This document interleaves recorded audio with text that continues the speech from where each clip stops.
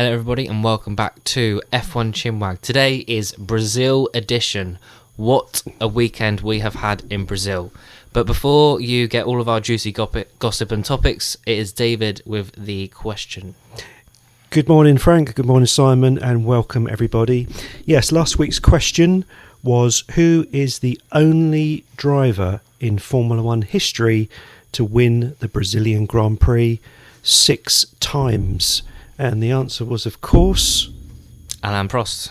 It was Alain Prost. Yeah, well done everybody who had a go at that and got that one right. And of course, we've got another question at the end of today's podcast. Now, there's a lot to talk about from this weekend. So I just want to get both of your thoughts of the weekend as a whole. Sprint, qualifying and main race.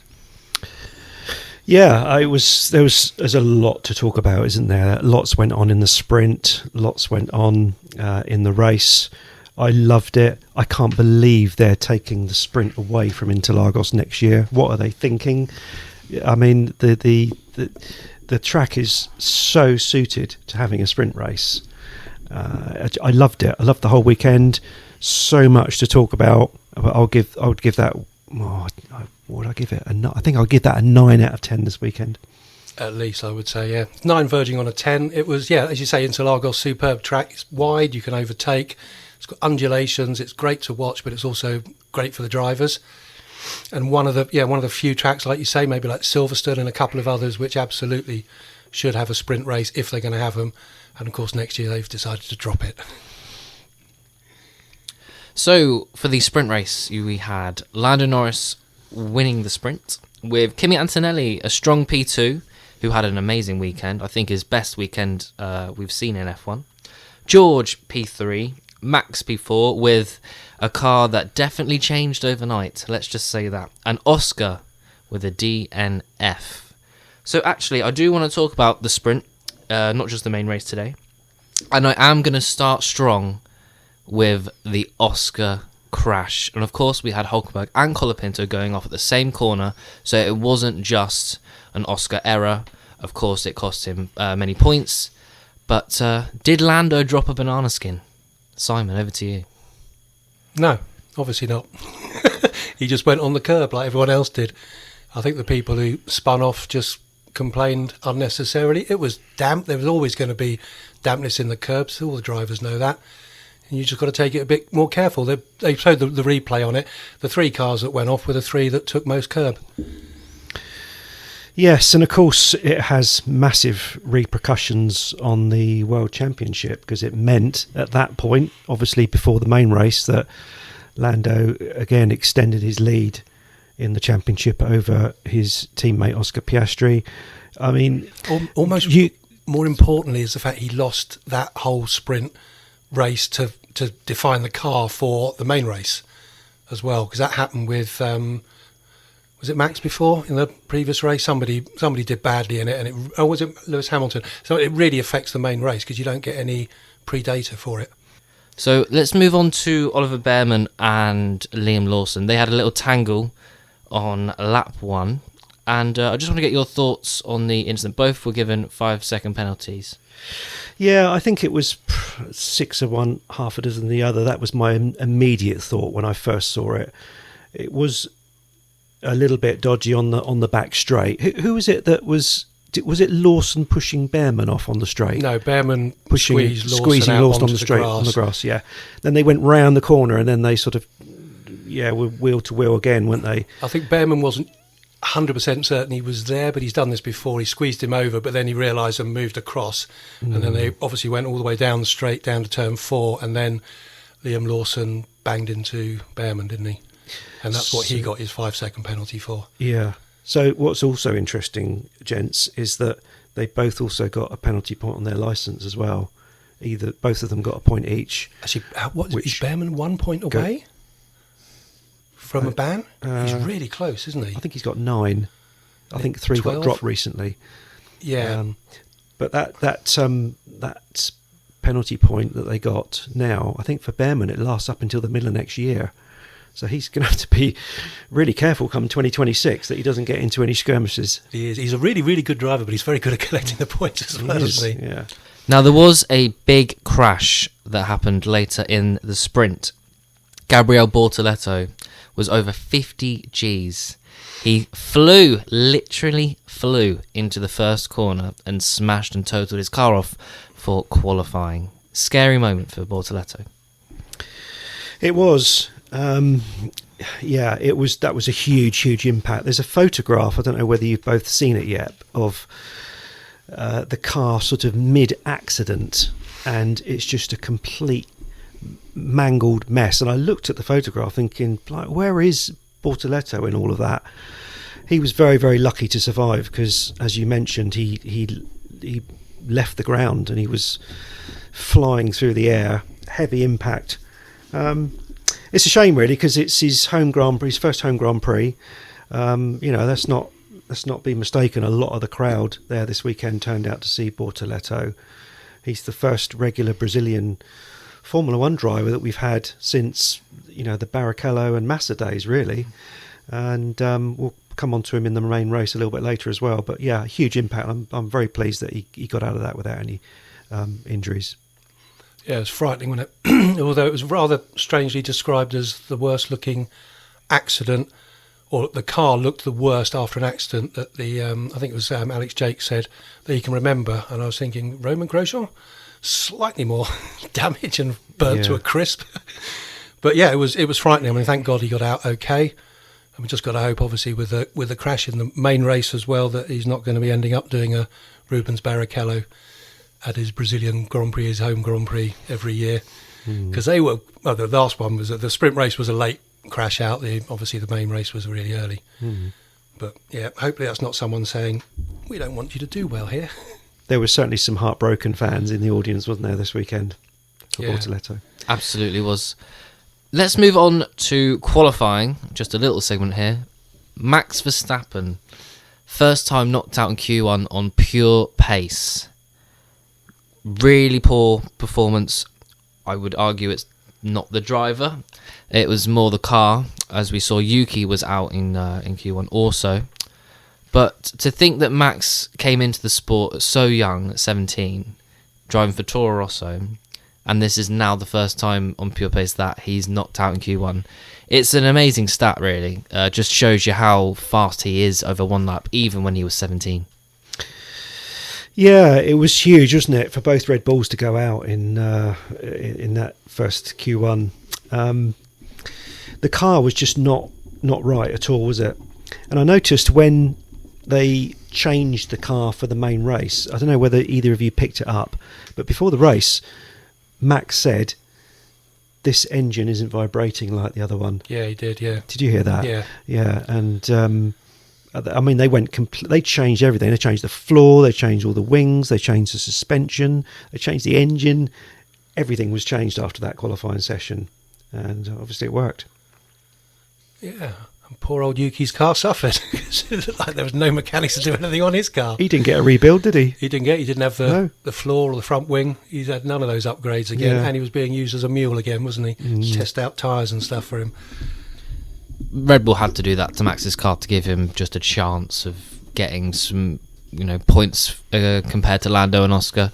I think we all would have done the same if we had a car that was absolutely rubbish and that far off the pace. You would change it, and we saw in 2021 with Lewis how effective a brand new engine is around this track. It gives you so much better runoff on that last corner, all the way up the hill onto that straight, and it worked. It worked for the main race, and I actually do have our predictions to see how we all did. I'm dreading this bit. Yeah, this is a good bit. Okay. So the main race finished. Lando Norris win, a Kimi Antonelli P2, a Max Verstappen P3. So Simon, yours was a Max win, a Lando P2, and a Lewis P3. David, yours also was a Max win, and a Lando P2, but a George P3. And me was a Lando win, a Max P2, and a Lewis P3. So all very similar, I think.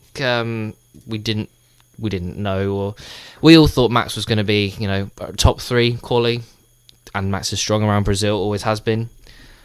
But Lewis, me and you, me and you, Simon, but Lewis, who had an absolutely shocking weekend. And David, I think that was one of your crazy predictions to Lewis finish on the podium. So don't ever do that again, please. Let's talk about Ferrari. Actually, I do want to get a little segment on that. We had a little incident with Lewis on lap 1. He made contact with Sainz, and that bumped him out, caused damage to his underfloor. And then we also had Lewis with Franco Colapinto. I think he just misjudged it. He was trying to get into a slipstream. He went underneath Colapinto and just completely took off his front wing. Your thoughts, David? Yeah, Lewis had a nightmare of a weekend. He was knocked out, wasn't he, in the quali. He never got through to Q3 in the sprint or the main race quali. He struggled he comes 7th, I think, in the sprint, just holding off the Alpine of Gasly. The main race, as you say, he got a little bang wheels with Sainz at the beginning. I think when he hit the back of Colapinto and his front wing went under the car, I think that's what damaged all the floor underneath, because it was stuck under the car, wasn't it? They said he had damage before that, though. A little bit on the side, yeah. No, straight after the Carlos thing, he said there's damage on the floor. Yeah. But that was obviously massively over-enhanced with the Colapinto. Yeah. There's a strange error from someone so experienced to drive in the back of somebody like that on the main straight. You wouldn't have expected that of Lewis, and he's making too many mistakes. His confidence is low, and I don't know. What do you think, Jen? Do you think Lewis is going to retire at the end of the season? No, I don't. But just going back to that, the Colapinto and Lewis thing, Colapinto, as Lewis went to do the duck, Colapinto also moved a little bit to the left. So I think that's where the misjudgment was. He didn't think he was going to sweep in. Why? Because it was a left-hand corner. I don't know. But it was a bit, it's very, very marginal. It's the slightest little knock, wasn't it? But the wing, there must have been some damage with Carlos, I think, to that wing before. Something must have happened to it to make it weaken, because it was a tiniest little nudge, and the whole thing just ripped straight off, didn't it? It's just going at such speed, though, aren't they? Yeah. You know, I don't know. But next year, Lewis leaving. What, he's not happy, Bunny, is he? He's not, but he seems to have put all his eggs in the Ferrari basket. They've had that John Elkann coming up and saying it's the drivers that are at fault for Ferrari's woes, and he's come back saying that he's with Ferrari, he's united, he's not going to give up, he's going to stay strong. So no, I don't see him retiring. I don't see him pulling out this year. He'll definitely be around next year. Whether 2027 will be another year for him, I don't know. Definitely agree with Simon. He's not going to retire in the season, not with a brand new regulation change coming. But not at the end of the season. Potentially at the end of 2026, if the car is absolutely nowhere. It all relies on 2026 with the new regulations. But the Ferrari chairman blaming it on the drivers, he needs to look at himself in the mirror, really, because if they think that it's the drivers, then what I would say to them is, if you lose Charles Leclerc, where are you going to be? Seriously, where are you going to be if you lose Charles? He bags them so many points. Lewis has not been on the pace of Charles, again, like he wasn't last year with George, really. And if Ferrari do lose Charles, wherever Charles will go, he's going to go to a top team. If a top team's available, a top team will sweep him up. Yeah. And the chairman needs to realise that, okay, Lewis isn't in his prime, fair enough, but he still will perform at least 5 times a year. He will get a good result, like a Silverstone, or potentially, Brazil. We thought he would do well. It's a track he has done well in the past, but Hungary, he's very strong around there. So Ferrari need to look at themselves and the car more than the drivers, because I don't think there's any F1 fans saying that Ferrari haven't got strong drivers. I disagree. I did wonder this morning. I was thinking about what the chairman has said, and you think Lewis earlier this season he went through everything with the car, and do you remember he submitted documents to Ferrari saying, I think that this should be changed, I think we should be going in this direction. He's done a lot of work trying to get that car right, and for for the chairman to turn around and say too much talking and just get on with it it's not. I think it's not going to motivate your drivers, is it? It's classic. It's classic Ferrari downturn talk, though, isn't it? They always do this when they get their I'm a big man sort of thing, and you just do what I say. It's always when they're in the downfall. And they just don't question anything. Everything's perfect. It's you that's at fault. And they don't look at where the real faults are. They'll sort them out. It's going to take a change of leadership there. That's what I've been saying for a long time. They need to clear out. They do indeed. But not Fred. Not Fred? I don't think they need to get rid of that. Fred seems to be on board with Charles and Lewis. I think the three of them together could actually do something. Or you get Christian Horner in, because Christian Horner would just whack them all out the door, wouldn't he? Not a bad shout. Let's talk about another incident that happened on lap 1. It was Bortoleto and Stroll. Now, watching that, I initially thought, it's bloody Stroll again, of course it is. But then you look back at the replay and there never was a gap. I don't think Bortoleto had any chance. So for once, I think I'm actually on Stroll's side. He didn't see him. There wasn't any room in the first place, and Bortoleto kind of just went into no man's land. Yeah, I agree. I looked at it. There's a camera angle from above, isn't there, on that particular incident? Bortoleto was behind Stroll, and he touched Stroll's rear left wheel. There's no way that Stroll was at fault for that. No way at all. We didn't, like you say, he didn't even see him. I'd put the blame fully on Bortoleto. Again, shame at his home Grand Prix. Yeah, I totally agree. For once, as you say, I was expecting it to be Stroll, but even the first time watching it, I was thinking that can't have been Stroll. So I watched it again, thinking maybe I was mistaken. It must have been Stroll that caused that. But no, he literally just, there was just no gap, and the front of his car touched the back of Stroll's car. I think Stroll did nothing wrong. He just slowly edged across, as is his right. And when he was doing that, he was nowhere near. He just stuck his nose in right at the very end when there was no gap. So, it's lucky that he didn't actually spin Stroll and just took himself out. Do you guys feel that Bortoleto is a future world champion, or would you say that he's just going to end up like a really good number 2 driver? Ooh, that is very, very good. It's a very good question. He's shown in F2 that he has potential to win. It depends on a lot of factors, whether he's in the best car at the right time. That's a big factor. I mean, you look at who he potentially is going to be up against driving. Of course, he has a lot of improvement to do. But we all rate Hulkenberg as a very strong driver. Has been in F1 for many, many years. He's held his own against Nico. But driving in a top team for a championship, he's not there.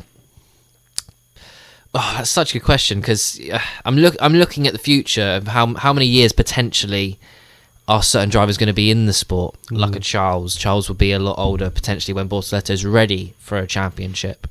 Or Bortoleto could be on Oscar Piastri. A gap opens up and he gets flown into a top team straight away. And look at Oscar. He would have been driving for Alpine. I know. Yeah. And we wouldn't have been talking about Oscar as a world champion potential. So He got a podium in Brazil last year, though. Who? The Alpines. They were second and third last year, weren't they? Oh, they were at Brazil last year, yes. The only race where they turned up. Yes, yeah. Alpine actually got a point as well. Yeah, I know. This race. So very well done to Gasly and Alpine. But to answer your question, no, I don't believe so. Yeah, okay. I'll answer a quick one. All depends on his car, all depends on his teammate, but yes, I think he's quite capable of challenging, certainly. Whether he'll get it will depend on those two factors, but I think his first year he's shown more than enough ability. The one person I tell you that I was blown away by, just talking about it, I was trying to remember the overtakes and things, and it just jumped into my head. Ollie Behrman, bloody hell, the overtakes he was making in that last race at Brazil were phenomenal. I mean, his interview afterwards, he said it was quite scary because obviously those are the risky moments. But he was phenomenal, his drive. Absolutely phenomenal again. Future world champion? I mean, again, the same thing. If he gets a good enough car and he can beat his teammate, I think absolutely. The one thing I would say is that a lot of the rookies that have come in, and you've now got, Liam Lawson's got back up there again. He's got his mojo together. This latest recruit are almost they're on the same sort of level as when Lando and George and Alex came in. Yeah, when those three came in, it was phenomenal. And I think this latest group are really, really good. Yeah, I'm going to put Ollie Behrman down as Rookie of the Year. He's scored points 4 races running now. I'm going to put him down as Rookie of the Year. He's in contention. Do we know who got Driver of the Day? That's one thing actually I thought about this morning. I didn't see it come up. Max. He did. Supermax. Okay. Way ahead of everybody. Supermax was by way a ahead. long But it's a way. public vote, so it's like you can never be sure. It could be anybody. So due to debris on the track, Max Verstappen came in off those hard compound tyres and went onto some mediums after a slow puncture from Red Bull. A blessing in disguise, I think it all turned out for that, because the hard tyre looked rubbish. Not many teams or not many drivers went on the hards. I think it was Liam Lawson that was one of the only drivers to make the one-stop work. What would you say? When he came in, I was very surprised that he was coming in, but of course it was a slow puncher. The mediums, the fresh tyres for Max worked hugely in his favour. Going out in Q1 meant he had much more tyres available to him. He had a much more open and varied strategy, whereas the McLarens, they could only go 2 ways, I thought. It was either going to be a one-stop on a set of mediums and hards, or they'll do a 2-stop and do the softs, which is what they did. McLaren kind of almost have to do a safe gamble on strategy, don't they, at the moment? They've got to do the most sensible thing, whereas Max can do the most wild thing. I was surprised, to be honest, he didn't start on softs actually off the line, because he's done that a few times recently, hasn't he, and gained the I suppose it's not that much of advantage track position at Interlagos, is there? Because you can overtake. I thought it was a complete masterclass from Max this weekend. I was so excited to see what he could do from the pit lane, and yeah, he did start on the hards. The hard was a really bad tyre, but everyone knew about the hard was terrible, though, didn't they? Well, yeah, I mean, I think yes, they did. Yes, the medium was the tyre to be on all weekend. I think it was the fact that he could stay out long if he needed to for safety car, because that was one of the only ways he was going to be able to get further up the grid. I think that's what Red Bull are just planning for. I suppose that's the beauty of only having one practice session, is you don't get all that information, all the data. Yeah. But yeah, going back to Max though, yeah, I was really excited about what he would be able to do.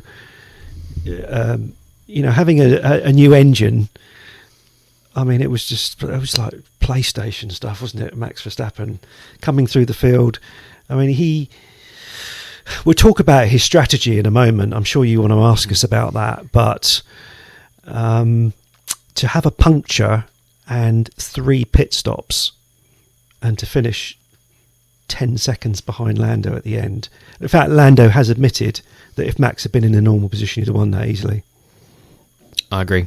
I do. I think Max was just on another level this weekend, and it is a shame really, because, which we will get into later on, I do think we were robbed of a very, very interesting and fun battle. Yes. But before we get onto that, let's talk about the VSC restart, which we saw 3 cars go into turn 1 very close together. We had Oscar Piastri on the inside, Kimi Antonelli in the middle, and Charles Leclerc on the outside.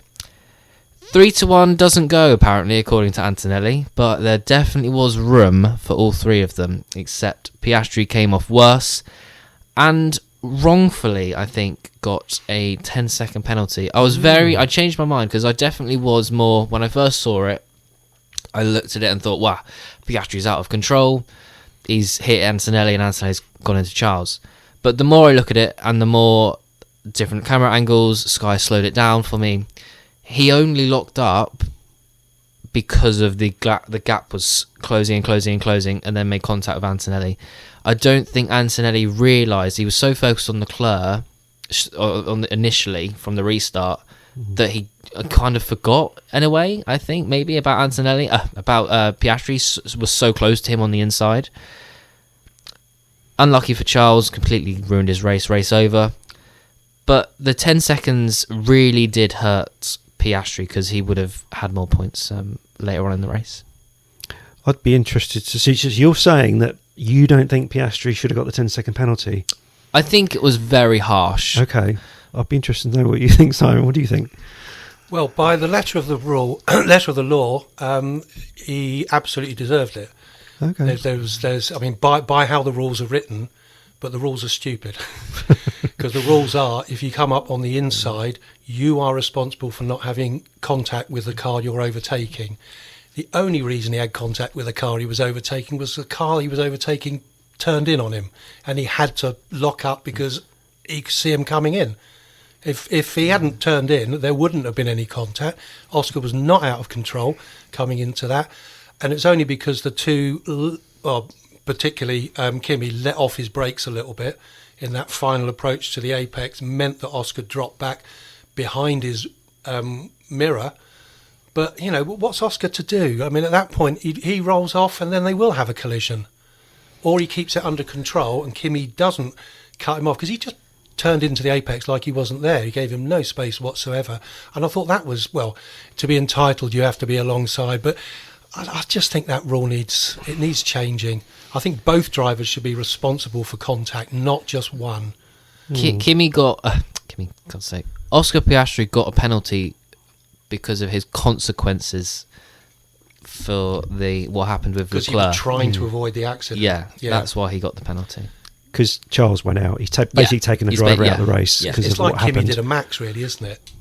It's like, I'm coming through here because I've got the rules on my side, and if you don't disappear, you're going to get a penalty. I think he should have waited. I think Oscar should have waited. I think it was, you know, he's going for the World Championship. He can't afford to have contact with other cars. It was right at the beginning of the, you know, with the safety car ending. Yeah, he did it in the sprint in Austin, didn't he, at the beginning when he come together with Lando. When you're going for the World Championship, sometimes you just got to be patient. Maybe should have just waited a lap. Or the McLaren had such pace this weekend.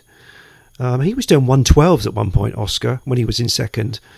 And I just feel that I just think he should have waited behind Kimi. What you were saying about the pace of Oscar, I don't think Oscar had the pace to beat Kimi. I don't think Oscar had the pace to beat Kimi. Maybe Charles, but Kimi was on another planet He was this quick weekend. this weekend. Yeah, he was. Maybe he thought this was the only opportunity that he was going to get, and he had to go for it. Oh, that's exactly what he thought. Because he's thinking he's not got the same pace as the others at the moment. The two were on the right hand side of the track. The left hand side coming into that first corner was completely open, so it was a legitimate attempt. They were right on him. I mean, they were three abreast approaching the turn in, and it was only at that point that Oscar slowed a little bit because he's on the inside. He's got to be a little bit slower. They were on the outside, but it was a legitimate attempt. And I think if Kimi had just Lewis used to do this in his early days. Sometimes he would cut across and he would have an accident when he just didn't need to have that accident. He could have avoided it, and I think the same with Kimi. He could have just avoided that accident. He probably would have still kept Oscar behind, and both of them would have continued. Kimi said after the race that he had the car felt a bit weird after that, and maybe that will make him think the next time. Not maybe if there's a car on the inside, just give him a little bit of room. Interesting. We got different viewpoints there on that one. Moving on to the final stages of the race, the Red Bull strategy. Now, I'm going to ask you a question. If you had the power and you were on the Red Bull team wall, would you have brought Max Verstappen in? Or would you have left him out on those mediums to fight for the win against Lando Norris? I would have left him out. And I think they lost second place because of that. Possibly even the win. As I understand it, when Lando pitted for mediums, they were already 9 laps old, those tyres. And Max's tyres were, was it 7 laps older than Lando's? So I'd have left him out. It's not that big, is it? It's not really, no it isn't. And also, Liam Lawson went 52 laps on those mediums and he still finished 7th. Was it 52? Yeah. I thought it was in the high 30s, but my God, okay. I think Ocon did 32 laps or whatever on those mediums. So it's very, very easy to say with hindsight, but they possibly threw away a win there by bringing him in. Definitely second place. See, they said they know about, obviously they know about the tyres better than we do. They have all that information. They said the tyres were dropping off, but they had, 17 laps to go. He was 7 seconds ahead of Lando, and I think third place was another 7 seconds behind. So he had about 14, 15 seconds roughly to play with, and he was only losing 3/4 of a second a lap. So, and you've still got to overtake, and even even Interlagos, and it's great for overtaking, it was still proving quite difficult for a lot of drivers to overtake. So yeah, I think depending on what they saw, if they could see the tyre wear just starting to really dip, then it was the right decision to bring him in. But if it wasn't, and his lap times didn't look like they were, I would have agreed with you, David. I would have left him out and at least had that gamble, and maybe in another 5 laps reassess it and say, okay, fine, get him in softs and just whack it home, because he still probably would have got second or third, wouldn't he? But I think it was worth the gamble. He needs the win, doesn't he?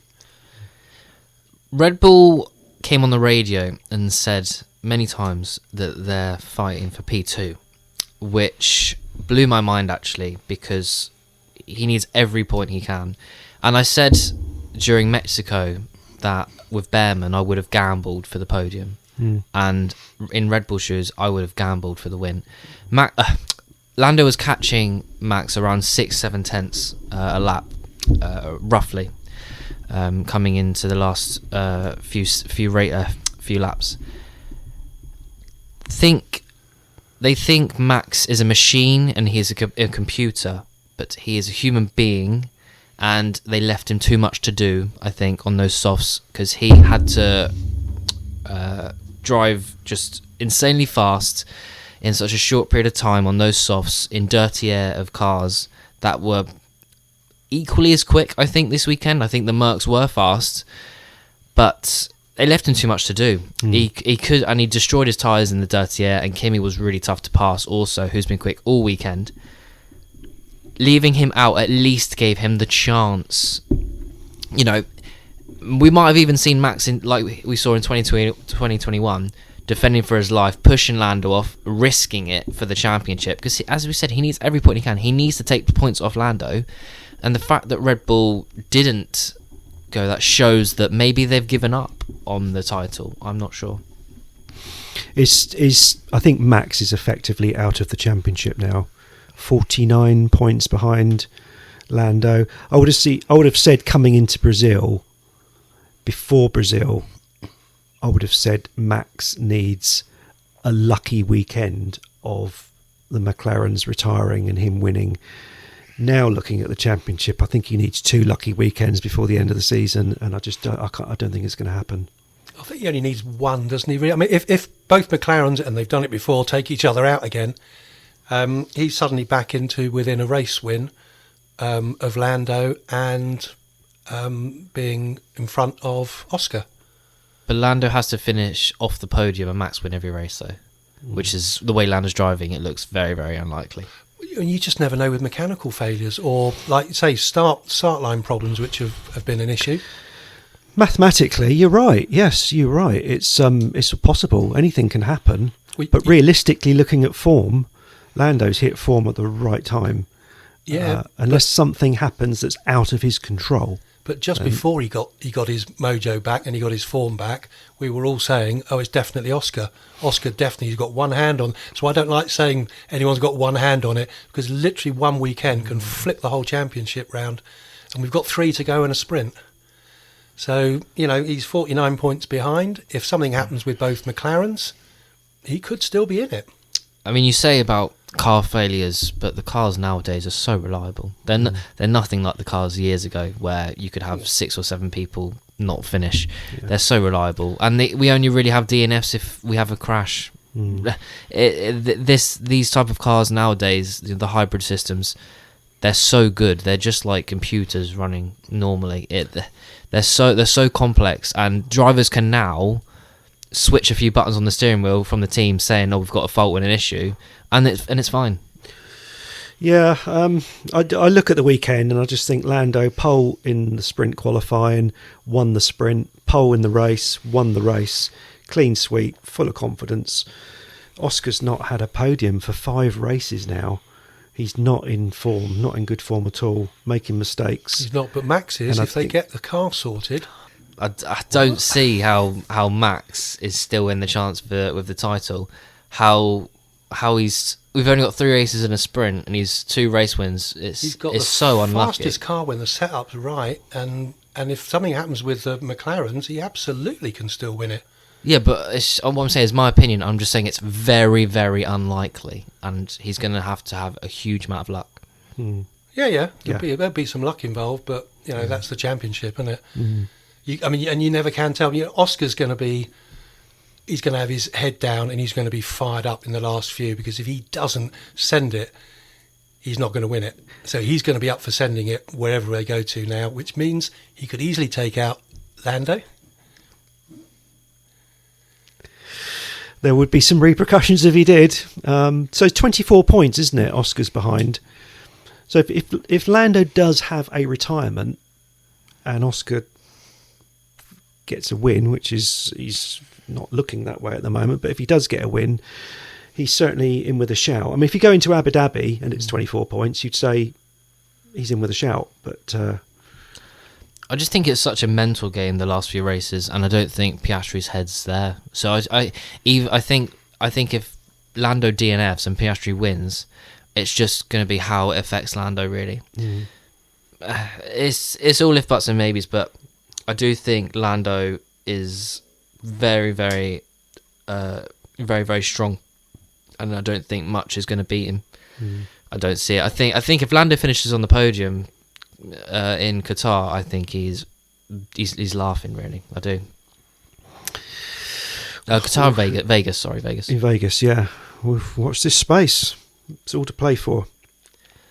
I do actually want to talk about the TV direction. We've slandered it over the last few weeks, but this weekend it was very, very good, and I have to applaud them and say thank you very much, because I thoroughly enjoyed the race. They showed the action, they showed overtakes, and compliments when it's due. And as we've said, they've been dreadful this year, I think, as a whole. But this race, I thoroughly enjoyed their coverage.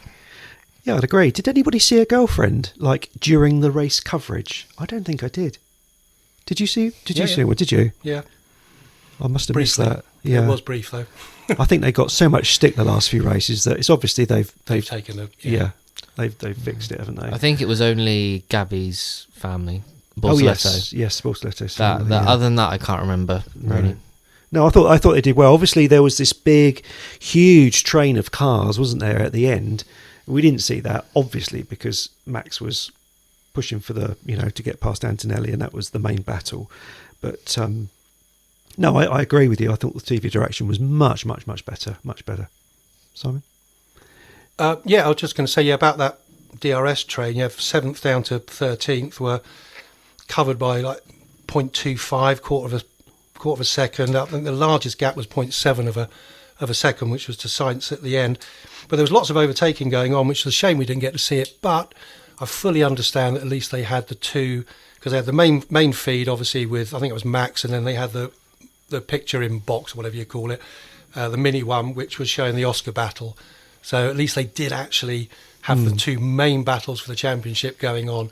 Just would have been quite exciting to have seen, because there was a lot of overtaking going on in that DRS train, which is unusual, because you think of a DRS train and just being a procession for lap after lap.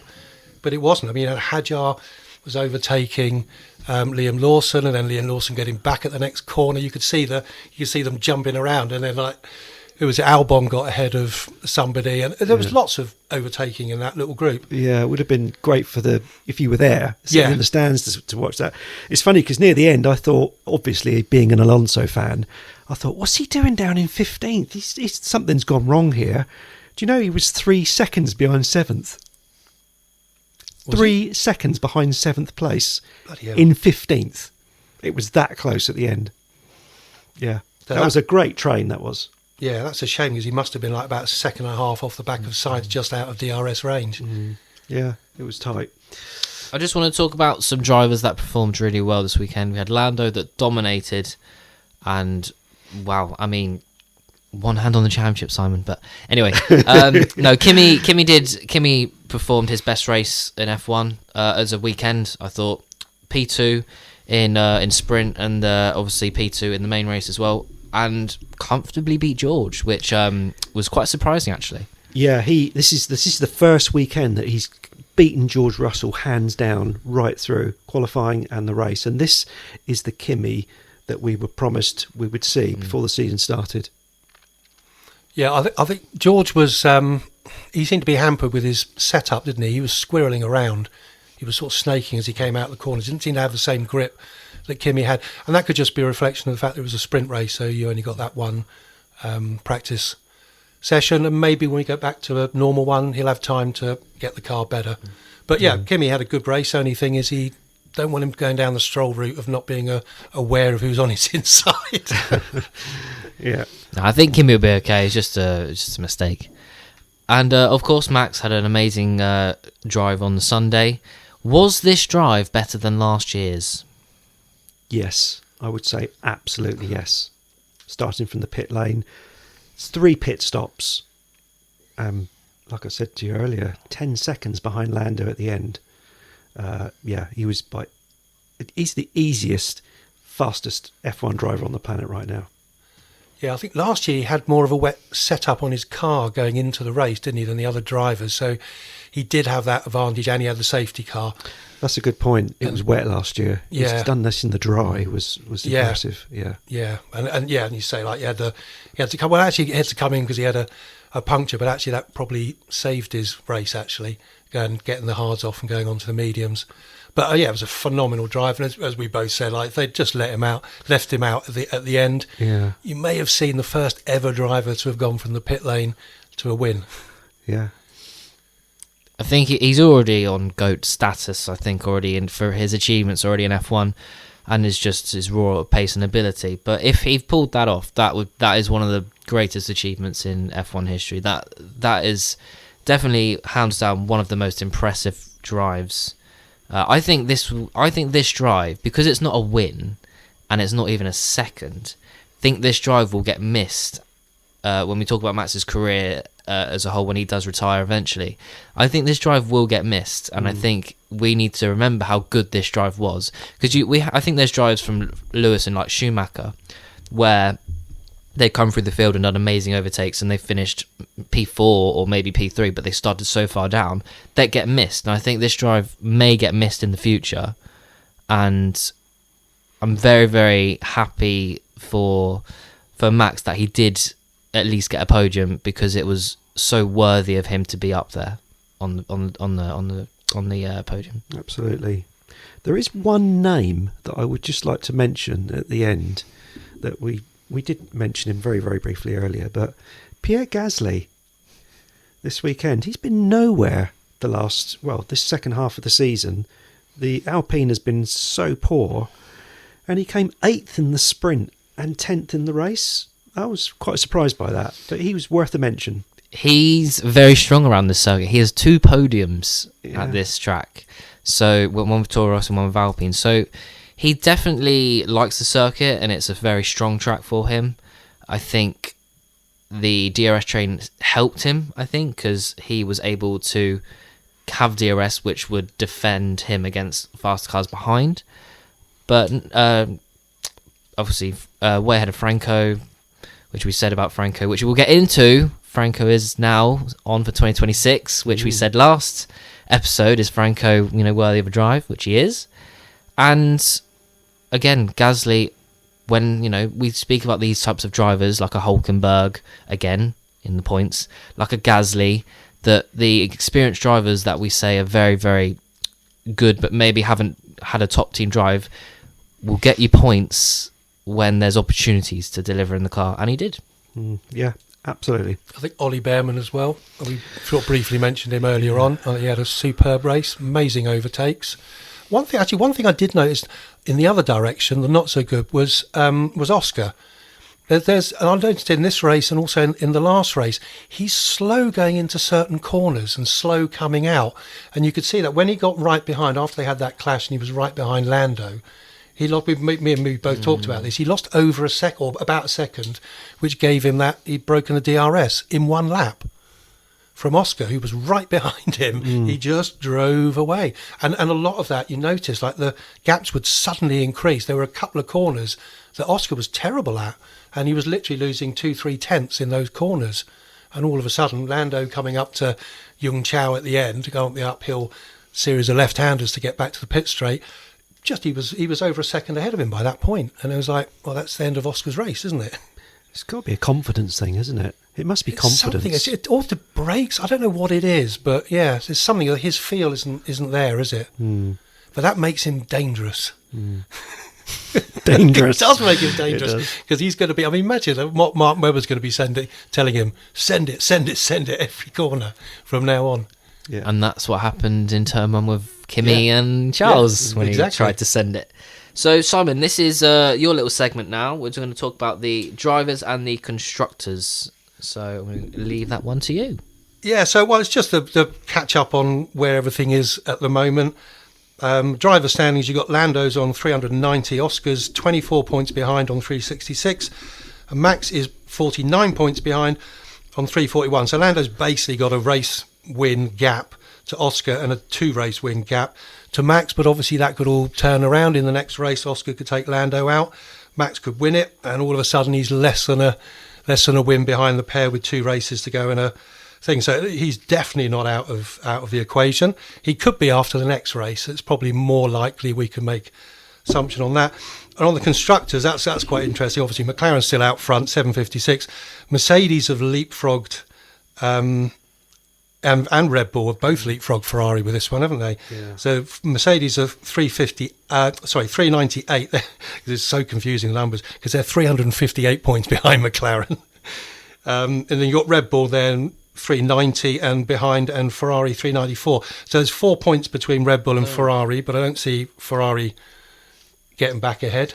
Red Bull 366, Ferrari 362. Yeah, correct. Yeah, you said 390 and 394. Behind. Oh, I didn't hear you say behind. Yeah. The 366, which is 390 behind McLaren, 362, which is 394 behind McLaren. So they're 32 points and 36 points behind Mercedes at the moment. That's a good summary, Simon. Thank you. So isn't it crazy that Red Bull has leapfrogged Ferrari, and yet that's nearly all Max's points? Yeah, it's one driver against 2, isn't it? Yeah, that's mad. Well, it just shows you how rubbish the drivers are. Obviously, John Elkham's right, isn't he? I'd like to see who John Elkham would put in the car then if the drivers are rubbish. I don't think he put his name to it, to be honest. He's a criticiser, not an achiever, is he, or a doer, or a... So if the drivers are rubbish, who would you put in the car? Like seriously, two Maxes. Max wouldn't even go to Ferrari, would he? Like seriously, Max wouldn't go. Not at the moment. No. But I get this distinct impression that Charles and Lewis are both unhappy at Ferrari. I really do. And it wouldn't surprise me to see one of them go soon. It'd be really interesting to see how Aston Martin are next year, because if Adrian Newey does, I mean, it's likely to take him a few years to get that car up and running. As we said, like in the last podcast, he seems to be responsible for like about 6 or 7 people leaving Aston Martin in quite high level positions. I just heard that. Yeah, he sacked 6 people. So yeah, they're obviously like restructuring. If that's the case now, next year's probably not going to be great. But over the next couple of years, if they produce a rocket ship, they'll get everyone going there. I can't Max, wait. Charles. I can't wait to see the 2026 Aston Martin. I know. Cannot wait to see it. Yeah. I would love to see Charles and Lewis both leave Ferrari. I would love to see that. I think Lewis will retire. I think he'll be done. But Charles, a new team, fresh environment. Hopefully his depression from Ferrari would leave him, and he could focus, on better things rather than driving for a podium now and then. But Charles is such a high level driver, and I think he's being wasted at Ferrari. I do think. I do. I think I said in a couple of podcasts ago, I can't ever see Charles winning a world championship for Ferrari. Just can't see it. As good as he is, just can't see it. Difficult seeing anyone winning a championship with Ferrari, isn't it? Even Max. I mean, because they produce their own problems all the time, unnecessary pit problems, strategy problems. I mean, they're terrible, aren't they? That's a good question. Do you think Max could win a world championship in a Ferrari? Not this Ferrari, Not no. this one. No. I mean, Leclerc had the best chance in 2022, didn't he? Because they were quite equal, Max and Leclerc, for the first half of the season. Yeah. And then as development through the season went on, Red Bull pulled away and won by quite a long way, actually, with Max. That was the closest they've been in most recent. But, I mean, they've always had certain tracks, so, you know, they've won races. But this year, the car has just been just awful. And why would you change the car at the last year of its regulations, then going into a new? I didn't understand that, because they had a decent car last year that won races. I mean, Leclerc, he won Monza and he won Monaco as well. So they had a race-winning car at two very different tracks. And they changed the car for this year, and they don't understand it. I mean, sometimes they're fast, sometimes they're nowhere, sometimes they're lifty and coasting on lap 10. It's just an absolute mess. Mm. The team that should have kept their car from last year was Alpine. They're something like the stats on it. They're something like about 3/4 of a second a lap slower than last year's car. Are they really? It's a huge amount. Yeah, I mean, you know how far off they off the back of the rest of the grid. Their last year's car apparently would have stood them in better stead than this one.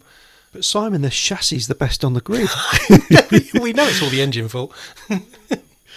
Yeah, very good.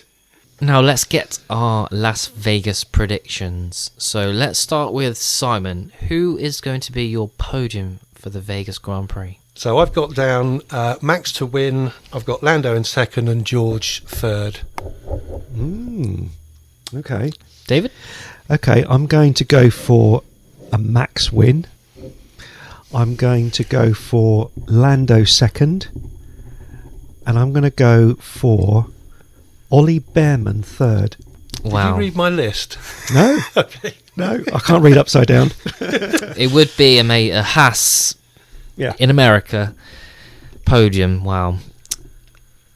It's not out of the question. He's been driving amazingly this season, and especially in the last few races. My prediction is a Max win. I think he's going to be super strong and with a brand new engine with huge straights. Well, if the setup's wrong, who knows, he might be out in Q1 again. Second?